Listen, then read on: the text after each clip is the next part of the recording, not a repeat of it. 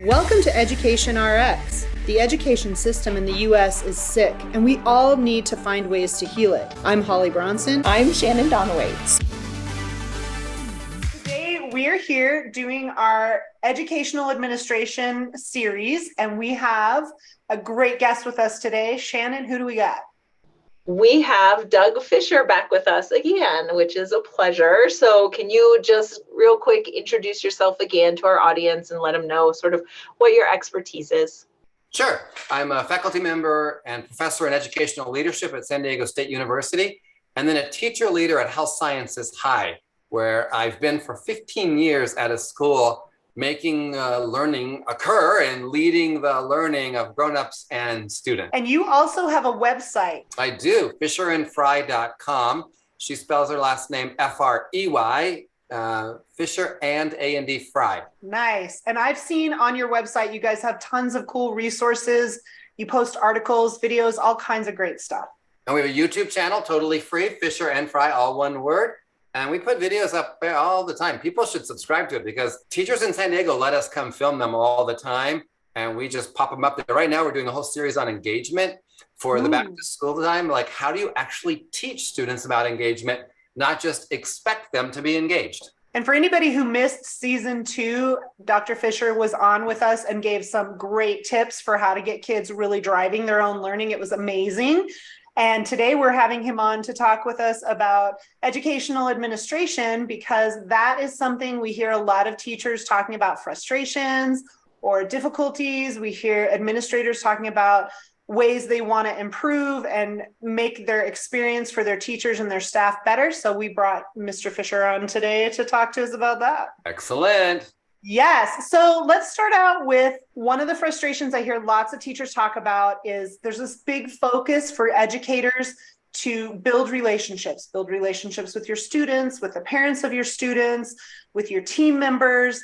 And then I hear teachers say, what about the administrators? Shouldn't they be building relationships with us? And I think that's a valid point. So will you talk to us about your thoughts on that? Sure. So I think that those relationships are part of a bigger idea called leader credibility. And the first piece of leader credibility is trust. Relational trust is so important in schools. And people like Megan Shannon Moran have been studying trust in schools for decades. And that includes the trust, the relationships between the administrators and teachers, teachers and each other, students and each other, students and teachers, the whole school with its community, including parents and families. It's that first level of credibility is, do you trust me? Do we have this relational trust? In addition, in leader credibility, there's a phrase called immediacy. It comes out of psychology. It's related and connected. So do we feel, is the leader relatable? And do we feel a sense of connection with that leader? And that immediacy also builds our credibility and has to do with relationships, as you were saying earlier. So if I'm not very relatable, and even if you trust me, if I'm not very relatable and I am hard to connect with, we're probably not going to have a great relationship. And it's not just personality. I mean, people say, oh, that's who I am. I'm a blank person. No, it's the behaviors that you give off that make you relatable or not. And we, when we're in the leadership position, we have to be aware of our behaviors. And are we being approachable? Accessible, relatable, because that starts the relationship. And then we have to be trustworthy. And when we're trustworthy and have this immediacy, we're going to form relationships. I mean, after all, humans are social beings.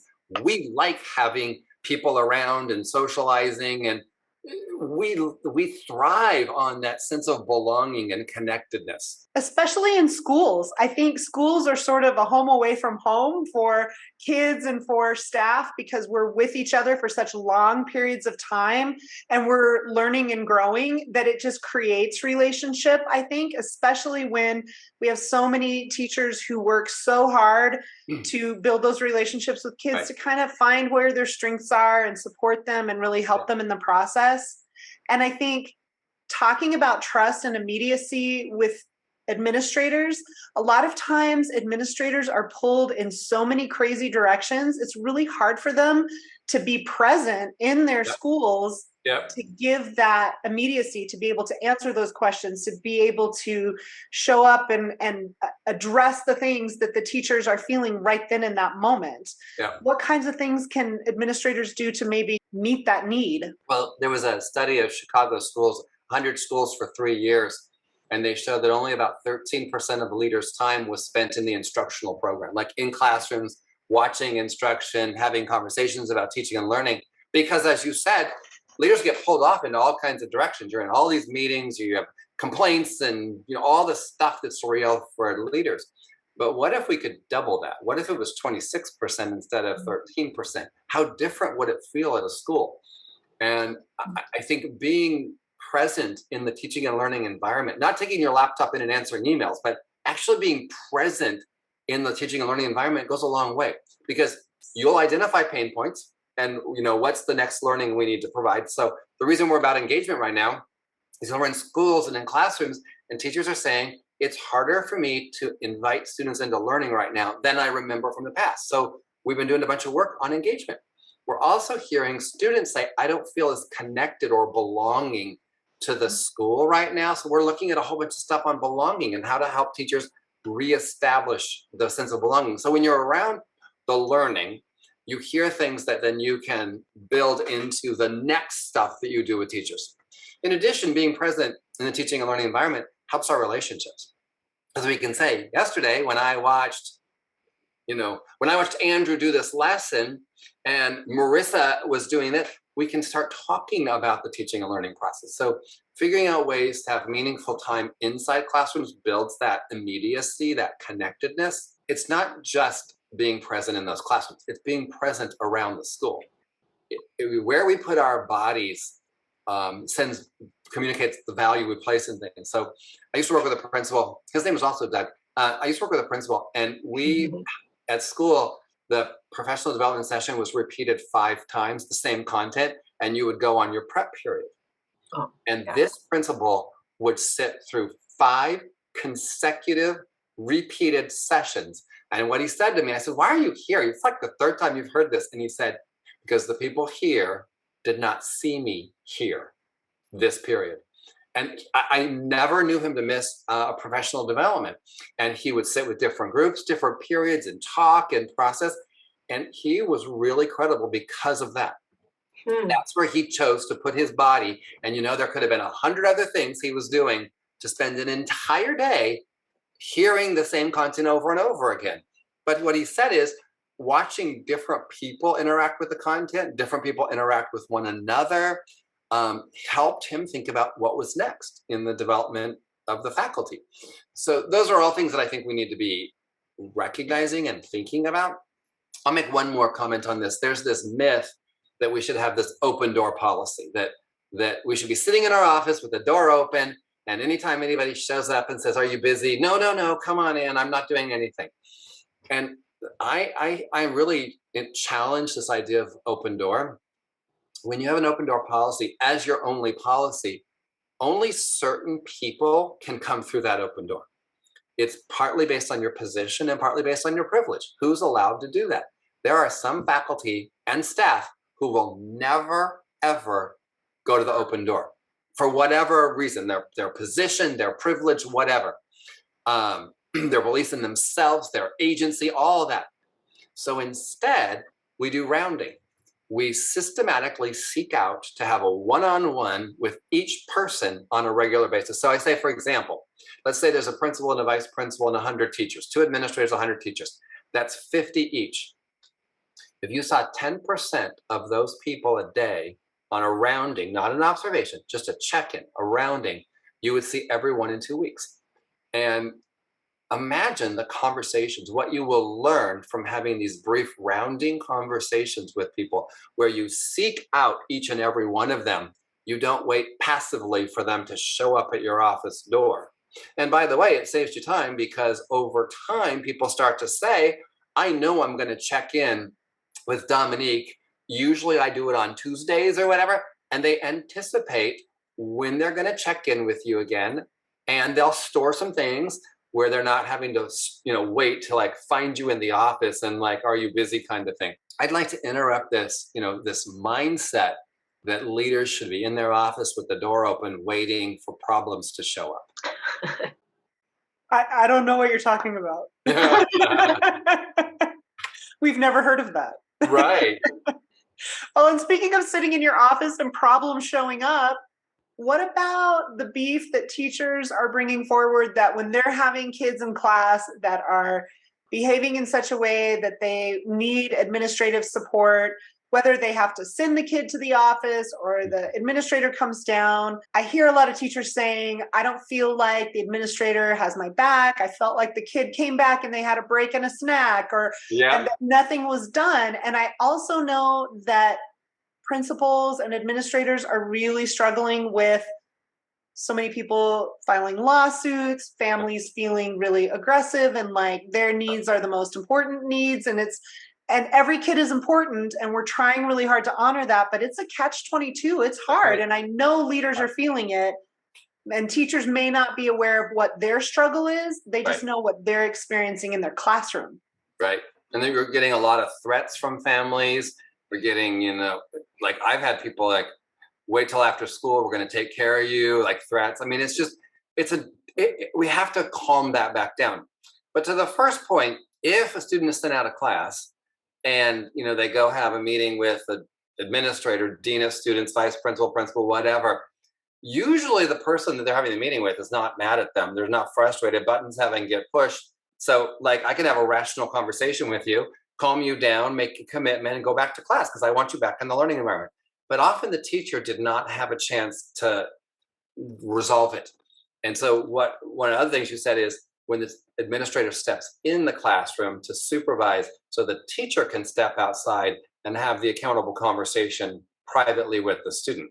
For the vast majority of the low-level problematic behavior, I would rather have a leader step in the classroom for 2 or 3 minutes, let the teacher take the kid outside. Now, of course, we need support in what you say. Shaming them and screaming at them in the hallway is not going to help. But having these conversations like, when you did this, this is how I'm feeling about it. This is what's happening in my class. And then when it gets repeated and we've noticed, like we've had this hallway conversation 3 or 4 times, it's not changing. Now the administrator has a different level of potential intervention and evidence for the family to say, you know what, we've been having this conversation 6 days in the last 12. It's not changing. That's a different level of conversation you can have.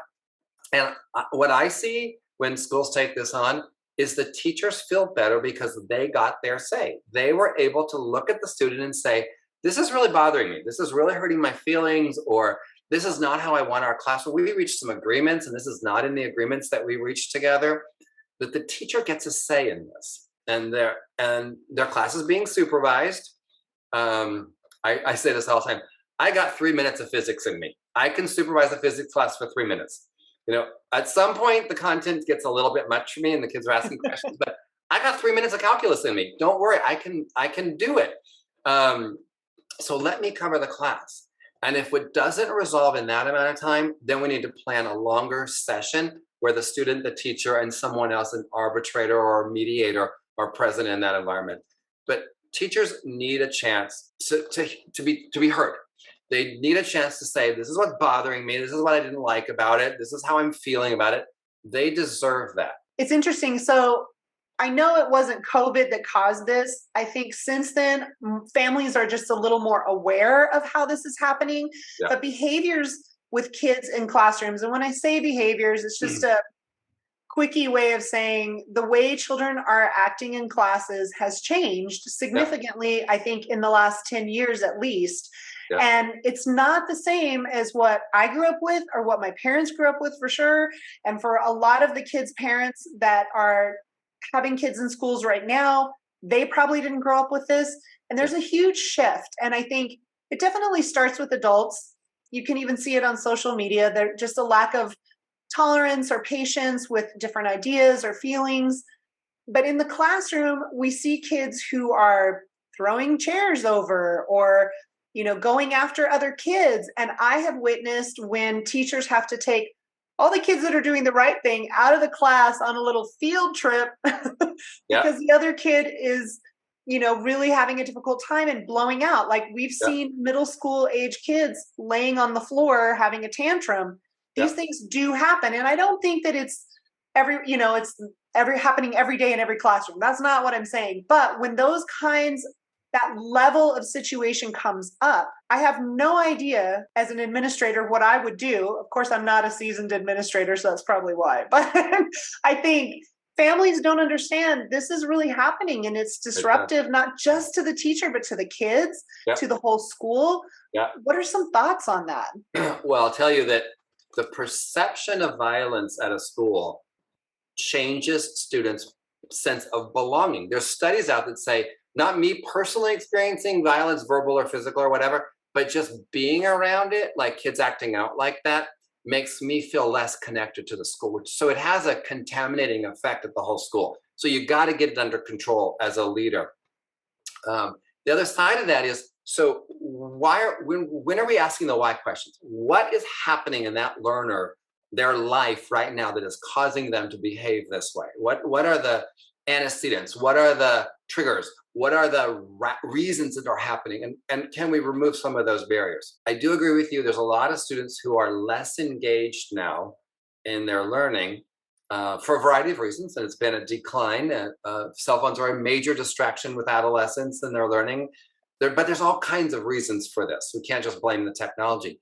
And I feel like we have to directly teach engagement and help students reach agreements of what they want. How do they want this class to operate? And a lot of times peers will take care of part of this and saying, no, that's not how we do it in this class. The interesting thing is we see the kid misbehaving like you just talked about, but the next hour, not at all. In a different classroom, peers, different teacher, whatever, that same kid is not acting that way. And there are some kids who have problematic behavior all day. It's situation specific. How do we craft situations that say, you're learning, you're connected, you belong here, you feel good about yourself? I go back to something I was taught when I was becoming a teacher. Almost every student would rather be the bad student than the stupid student. So if they feel stupid, they're going to act bad, because nobody wants to be perceived by peers as being stupid. Under our pressure for rigor and like accelerating learning, if we make kids feel stupid, they're going to misbehave. If they don't find relevance in the class, they're going to misbehave. If there are agreements that how we act in this class, they're going to have license to misbehave. If we haven't taught students about their emotional lives and how to regulate those emotions in the environment they're in, we're going to see these explosions. And so there's a lot of learning that we have to do. And I'm seeing a lot of, Twitter and social media posts about, I shouldn't have to put up with this behavior. And I get it. You shouldn't. But what are we willing to do about it? Yes. We have to be able to say, like, there's an old saying around, when the kid doesn't know how to read, we teach the kid to read. When the kid doesn't solve math problems correctly, we teach math. But when the kid misbehaves, we punish. And we have to figure out, like, what are the instructional interventions for behavior? And what are the accountability systems we put in place when that problematic behavior occurs? At the lower level, teachers need to be able to say, I'm going to have a conversation with this kid. I have the relationship with this student. I'm going to talk about why this wasn't okay. And as it escalates or becomes more frequent, then we need more strict and more administrators in that can start talking. This is not okay. This is not how it's going to work here. Do us a favor, look below. There's a subscribe button. Please subscribe to the podcast. Please subscribe on YouTube. It just helps us and really support educators and education. And come back next week to see what we've got for you then. A lot of teachers are bringing this up. And just as a human in the world, I definitely see a weird shift of parents. I don't know if they don't feel equipped to teach social emotional skills or behavioral boundaries or, natural consequences, but there's a lot of that happening in schools and families sort of expecting schools to do that. Yeah. And that's a really hard balance, I think. I think as an administrator in a building, you're the one that's got to balance that out. Like, what part are we responsible for and what part is the family responsible for? And how do we draw those boundaries so that teachers don't feel overwhelmed and burnt out because they feel like they're actually parenting students instead of teaching them? Like, that's a tricky thing. And I know that administrators have families coming at them and they've got to figure all that out. And there's a lot going on with that. I mean, there are families that don't believe their kid is misbehaving in any ways. There's a lot going on. How do we learn about the causes? How do we learn about why is it that this student is acting in this way right now? And that's where we have to get to. And then what is our theory of how this is going to calm down? And what are we willing to put in place to help that? And I feel like we have done that historically with kids in special education, but not necessarily with kids throughout the community of the school community. That's right. Like, we directly teach instruction on behavior instead of punishing those students. And so maybe applying something like that throughout the whole school is a better. And there's stuff around positive behavior supports. I mean, there's all kinds of stuff that we've learned, Sure. Multi-tiered systems of support. There's all kinds of stuff we've learned, but we don't always apply it because we're frustrated, we're angry, whatever it is. And I think it's a trick, like, where does that begin? And we were talking with Will McCoy about like the top level administration in a district, your school board, your superintendent, your deputy superintendent, those people, and how just the perception has shifted. And there's a lot more of a political vibe happening where school boards aren't just parents anymore that have joined in, or maybe one or two local business community members. But now some people are even using it to kind of get into politics, not really understanding the role. Or maybe we've just shifted it because we live in a world that's shifted. But we need, from the board members all the way down, to start thinking like that. We all need to think about our behavior. We all need to think about, how are we going to model this? How are we going to include this? How are kids going to have ownership of their behavior in the school setting? That's a tricky thing when we live in a world where people feel very justified to just blow up at any minute. Make a really good point about modeling. Young people learn from the people around them. There's a lot of our behavior, like we learn language, we're born and we can speak virtually any language in the world based on the environment that we're shaped in, right? Same with behavior. And so if you see aggressive, disrespectful behavior in your school board meeting or between leaders at your school or whatever, that becomes okay. Because modeling is a very powerful way that we encourage learning. And so that your point around what students see, what's allowed or encouraged, has to get shaped. So it's all of us. How do you model those good relationships, we have differences, but we talk it out and we work it out? How do you model all those things in a school if the administrators aren't spending quality time in the building, having those conversations and check-ins with teachers? I've had administrators that were literally, my boss is gone, I would say 50% of a semester doing trainings. And none of that filtered down to any of us who worked in their department. Like, we never found out what was going on there.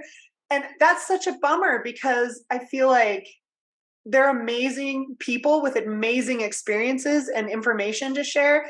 And I would have felt much more positive about my experience as their employee or their underling if they had just been around, that I could have asked them questions or got their input on certain things. And I feel like that's such a missed opportunity. And I wish that we weren't trying to send people to do so many trainings, but maybe come back to that concept of let's be present and build something together. And so to make another connection to leader credibility, another factor of leader credibility is competence. And we tend to think about how you do your job. You're competent in your job. Here's the interesting thing about the competence research. The people that report to you judge your competence primarily on your communication. The people that you report to judge your skills. So if I'm a school leader, how I communicate to teachers and staff is going to be how they perceive me as a competent leader. In a large part because the vast majority of teachers and staff have never been principals. They don't know what that job is. There are very few current teachers who used to be principals. There are some, but not a lot. And so they don't know what the job of the principal is. They can only see fractions of the job. They saw lunch supervision. They see visiting a classroom. They see going to meetings, whatever. And so they judge communication, how effective you are in communicating, how often you communicate. What does the communication feel like? Is it these emails that are very strict and have a certain tone? So we're judging communication. Other aspect is around dynamism and the passion you bring and the energy you bring and the way in which you create a dynamic environment. All of that is going into, how you model the behaviors that are allowed and the things that you pay attention to. The last area of leader credibility, just to finish the thought, is around forward thinking. And all of us want to work in organizations where we know the direction the organization is going and how we individually fit into that future. And really strong people with leader credibility are optimistic. They're not idealistic and they're not pessimistic. And I think we are dealing with a bunch of administrators right now who are pessimistic. And they say things about, well, it's never going to get better and you don't know what's happening. And, oh, look at the board and, oh, look at this. And if you have pessimism, it's very hard to be a forward-thinking leader. And if you're idealistic, no one's following you because they don't believe that that's ever going to be the thing. But you need optimism. You have to believe that the future is brighter, in part because of you and the efforts the team puts in place. And people want to be part of that. They want to be part of, here's a vision. That vision seems good. It seems attainable. And here's my role in accomplishing that. There was some problematic behavior today in third grade and the kids were out rowdy and they were doing all this stuff. And here's what we did about it. It feels good to me. But it's part of a bigger thing that we're trying to accomplish as a school. That is going to be different leader credibility than the team who stands in the parking lot and says, huddled around whispering because they don't want to get caught because there's not a culture where you can talk about this at school. All that is established by the way the leader interacts and what the leader pays attention to. Shannon and I have worked under some administrators that we all got, mid-year and end-of-year reviews, but there was never a mechanism for giving feedback to the administrator.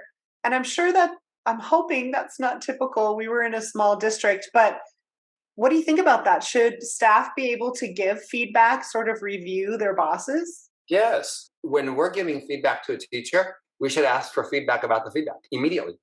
Did this feedback work for you? Is there any way I could improve this feedback? How is my messaging in this? We should ask for that. And we should feel comfortable asking for feedback in a larger way. Like, how did this year go for you? Is there anything I could do to improve what happened? There are dynamics I can't change. I do a training and someone says the food wasn't good and it was too cold in the room. Thank you for telling me that. Nothing I can do, right? But if they say, when you said this, it made me feel a little defensive and I don't know that you meant that, I can reflect on that. Or they say, you know what? The way you explained this really helped me and I gave it a try. And 3 days, 5 days later, I saw a change in my classroom. That feels great. So when your teachers give feedback and maybe the teacher is just fried, it's been a hard year and they're feeling frustrated and you're trying to be optimistic and they're in the middle of the meeting shooting down everything that you have to say. I know that happens. I've been present and watched it. What can a leader do? How can they turn that around? You're good at turning things around. An outlier like that, a singleton, I'm probably going to say, there's stuff going on in that person's life. I'm not living that person's life. I'm sure there are stressors, school, professionally, personally, whatever. So I'm going to follow up and have a conversation with that person. And, there's nothing wrong with you saying this is not going to work. There's nothing wrong with you saying we've tried this before.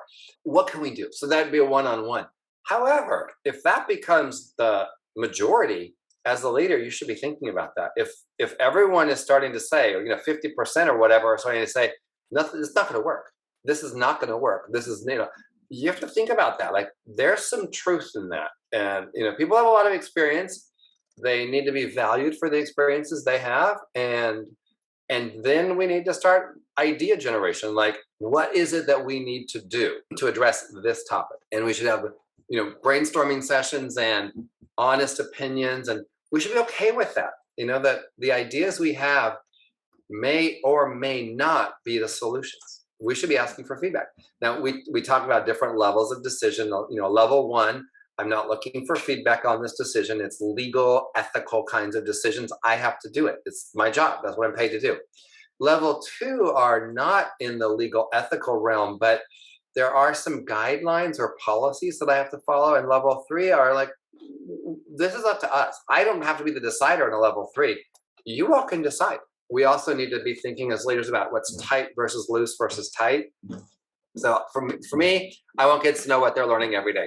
I'm tight on this. I expect that when I walk into class, when I ask a kid, what are you learning? I expect them to know what they're learning. Because being clear on learning and not just doing is a facilitator. So I expect that. I don't care how you do this. I don't care what you do. You put in a PowerPoint every 5th slide, you have kids recite it and chant it to you. I don't care how you do it. But when I walk, so my tight on the front end is students should know what they're learning. Loose, how you get there, where you put it in the room, I don't care. Tight, I'm going to ask students in your class, what are they learning? And they should be able to answer.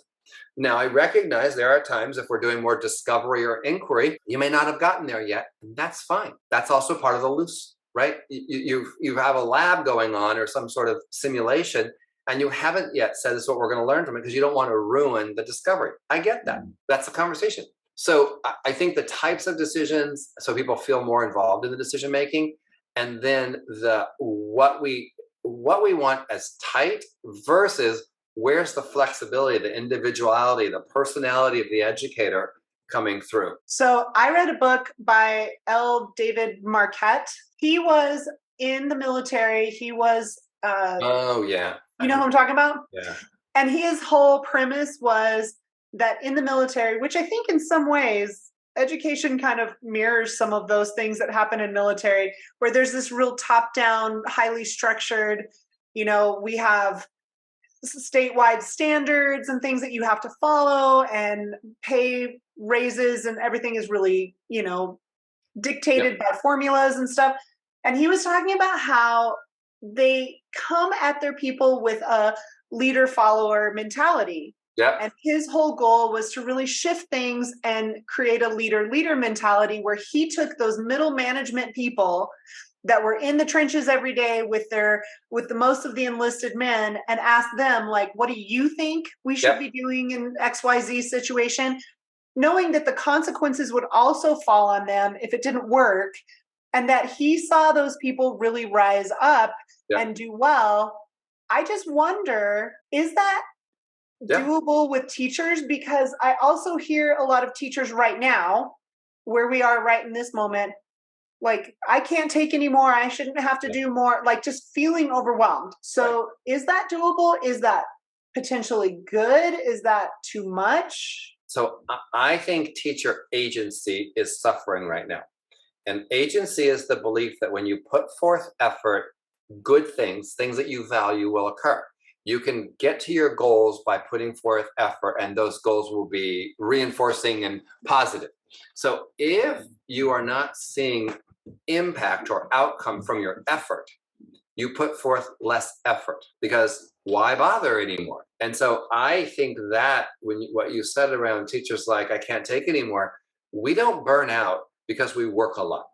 I'm not asking people to work a lot, but we don't burn out because we burn out because what we do in our work is not making a difference. Yes. And the moral rewards, yes, the financial rewards of teaching, but there's also moral rewards from teaching. And the two main moral rewards that educators get is they have great relationships with young people, and number 2, they watch learning occur.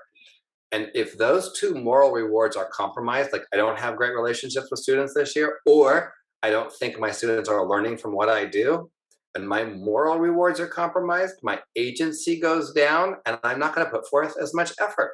So when you ask me, I'm going to say, I don't know, I'm busy, I don't care, because I'm not feeling efficacious. What I'm already doing is not making a difference, so why would I do more? And I think the opposite of that is, what I'm doing is making a difference, and I'm willing to talk to you about other things that we could collectively do to improve the experience that we all have. That's a different conversation. Turn the ship around. Turn the ship around. Yes. Took a while. I'm so glad you said that. It was driving me crazy. Yeah. Yeah. I'm like, I know it. Because I almost just said we have to go in a different direction. That's when the book title came. And I think we have to honor that there are colleagues who are not feeling very efficacious. They don't have a sense of agency right now, and they're high risk for leaving or being very burned out, being, demoralized in their jobs. And so part of it is helping people recognize we call them the small wins. What are the small little wins that, like, when you did this, here's some great things that happened. Maybe it wasn't all the way to get where you wanted to get, but hey, this kid, 15 minutes of no interrupting of your class, that's awesome. You did that. Now, I know 15 minutes later, the kid interrupted again and is frustrating you, but you got to 15 minutes. A week ago, there was not even 15 minutes. So that's a win. I said to a teacher before the school year ended, I was in a classroom and I said to the teacher, I just watched students use the academic language that you modeled. I heard it come out of your mouth, and I went to 2 different groups, and both of them were using the language you just modeled. And she got all emotional and said, am I actually doing anything right? I'm like, oh my God, what you just did was awesome. And those kids were producing academic language because of you. And I think we're not helping people recognize often enough that their efforts are making a difference. And as you noted in the beginning of this session, it's a hard time. It's collectively a hard time. We are making a difference. We are living to our purpose and saying, young people are growing because of us. We make a difference. And if we're not back in touch with our why, we're gonna question our what. Yes. Well, and it's funny. So right now we're doing a little bit of a question to each of our guests, just to hear what everybody's saying. And usually we ask at the end, but I'm going to ask you right now because it's perfect segue.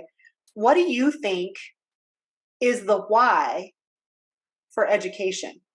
Because historically in this country, education was started to create a skilled workforce. Right. I mean, ultimately, that's what came about, right? Like, we've got kids, they're hanging out at home, but we need them to work. And how can we get them ready for that so that they'll do a good job? Yep. And I know that it's gone through a lot of metamorphosis over the years, but right now, in this modern world where we're talking about AI being able to do so much stuff, but is it the machines we should be afraid of, or is it the people running the machines? Yep. I kind of feel like the people. Yep. But why are we educating kids? What is the purpose in that? We need to redefine that so that we can catch that vision again, because it's different than it used to be.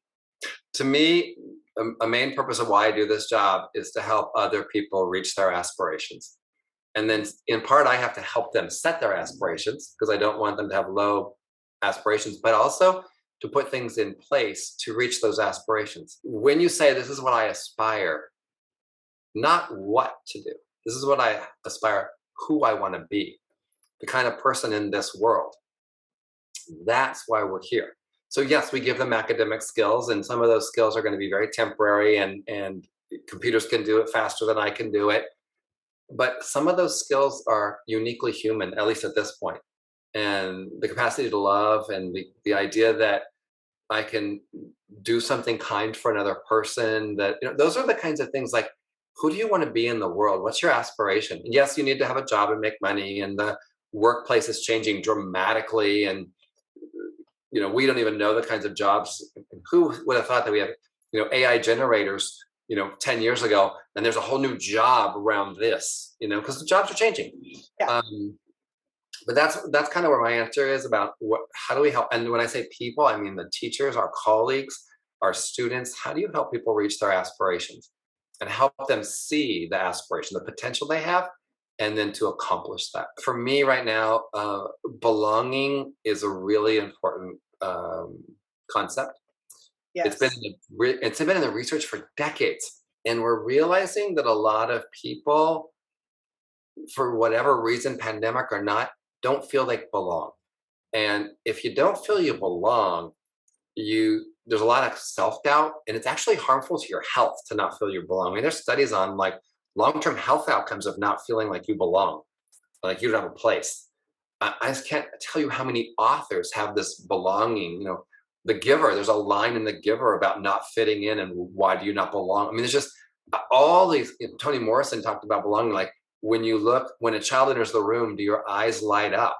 That's what they need from you. I mean, there's people have talked about belonging for years, but right now I feel like if I could help young people feel they belong, like they're part of something bigger, and that it's important and worth their time, I will have done a good job. Because when you belong, you learn.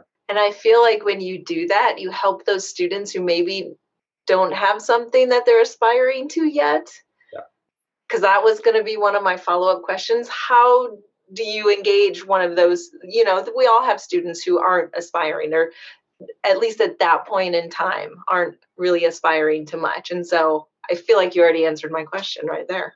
Awesome. Thank you. And I think we have to be careful that we aspire, like we don't ask kindergartners, what do you want to be when you grow up? I don't mind them having that conversation, but it's more than that. It's not just what you want to be, it's who you want to be. In this time where we're at this weird pivotal moment in education, we're seeing the rates of college freshmen who are choosing or proclaiming that they're going to go into education has dropped almost in half, maybe a little bit below half of what it was even 5 years ago. So we have less teachers coming into the workforce. Yeah. We have so many teachers. I mean, if you look on social media, there are a ton of teachers building their side hustle, trying to leave education. Like the passion has left a lot of people. I feel like administrators need to catch a vision that they are the fishermen for pulling in these nets of amazing people into their building and creating a hum in their building that people want to be a part of. Yeah. And I would love to see administrators feel super inspired and able to inspire others, because I know they're exhausted too. I know it's been hard on everyone. I'm not trying to say it was just teachers. Shannon and I are special service providers, and COVID did a number on us too. It's just hard, right? Yeah. And the changing times. So we all are experiencing that.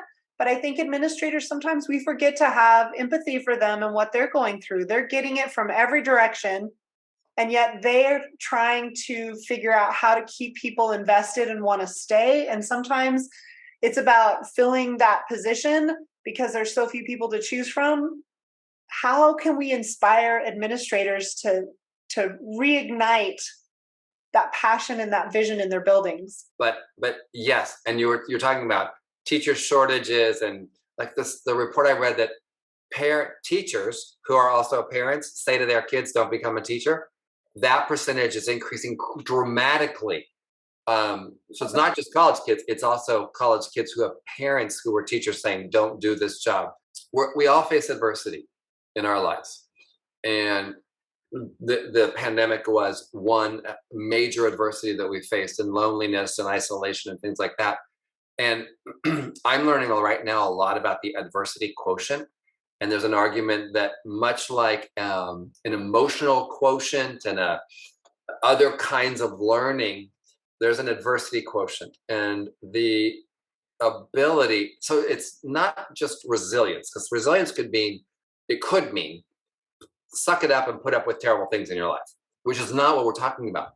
And so the idea of an adversity quotient of like, how capable are you in addressing the adversities that come in your life, the obstacles that occur, and what tools do you have that you can respond, which includes protesting and contacting authorities. It's not just putting up with it. It's not that.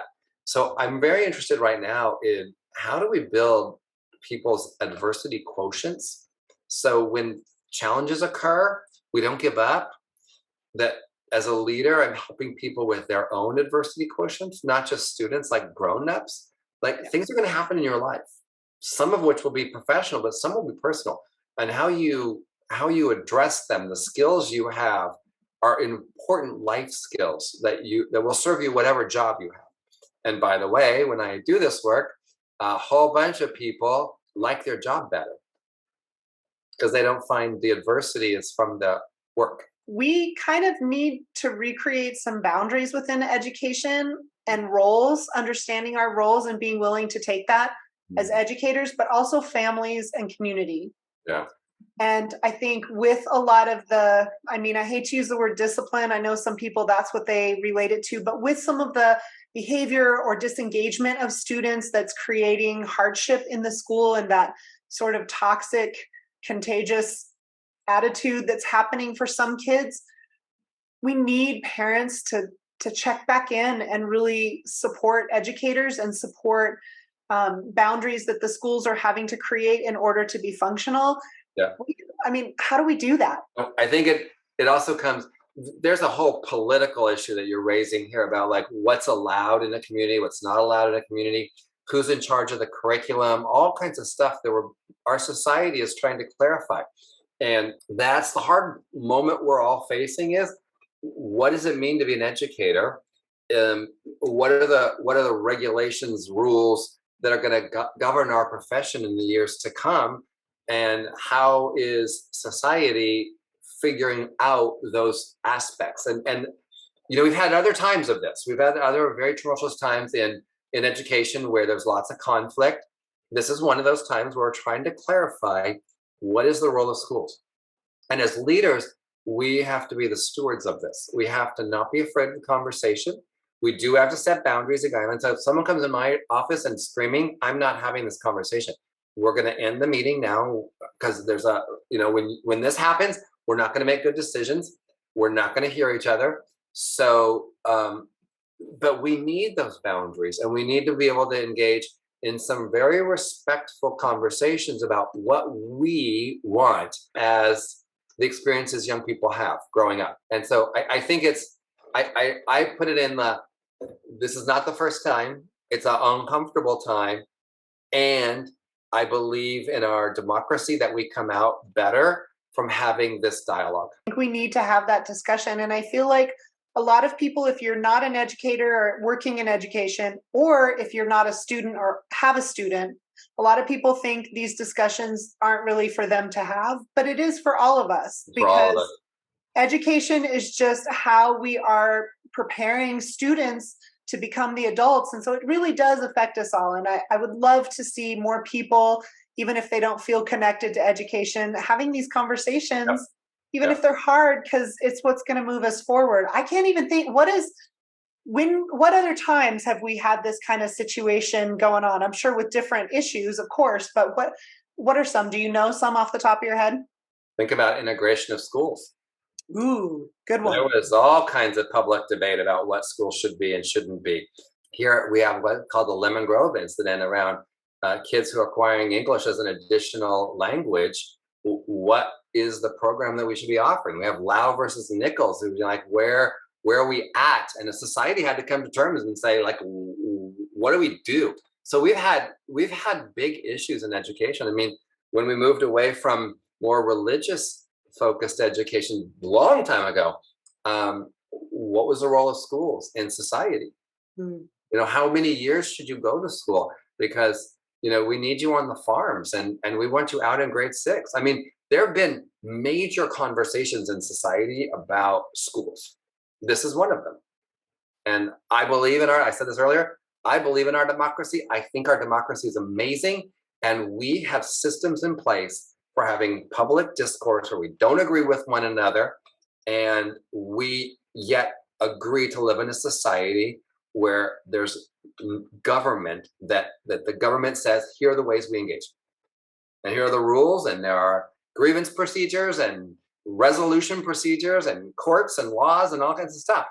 So I believe that even though it's tense and difficult and sometimes painful for people, we are going to clarify what we believe around schools. And I think once we do that, we will see people returning to this noble profession. This is part of the reason, for anybody listening, that I called Doug and asked him to do this interview, because I feel like we all hear a lot of negative, and some of the stuff that's in the media, I don't know, negativity seems to sell. That's a bummer. Yep. Because at the end of the day, there's so much hope Yeah. When we kind of throw all of the balls up in the air Yep. and we're trying to figure out as they land, how we're going to reorganize those, that's actually a beautiful time for good change, positive change. Right. And I just always appreciate so much the way that you present information because it is optimistic and it provides that hope. I think people need to hear that there's so much hope. Thank you. It's great to talk to you again. I know. We love having you. Invitation. We'll find another reason to interview you. Awesome. Thanks for the invitation. Thank you so much. Have a great rest of your summer. And Thank when you you go back to school, I hope it's wonderful. Thank you. We start in a couple of weeks. I know, it's crazy. It's already the end of the summer. All right. Well, thank you. Bye. Bye. Bye. He's awesome. He is. Yeah. He is. I love talking to him. And I Yeah. love that in this particular instance, 99.9% of the time, I get questions out to people in advance so that they already know what we're going to talk about. But I forgot to put the questions together because I'm just crazy right now. And But he's a good one that doesn't need it, you know? yeah, he's off the cuff with all this information. He knows his stuff and he just is well read and has so much experience that he brings so much to the table that we could just talk. I know. I wish he was an administrator. I wish all administrators were like him. I know. Between Yes. him and Will, we've had some incredible people to talk to. And I'm like, we need more administrators to catch that spirit and have that attitude because it is contagious. And I would work for either of those gentlemen in a heartbeat. I know. Right? Right?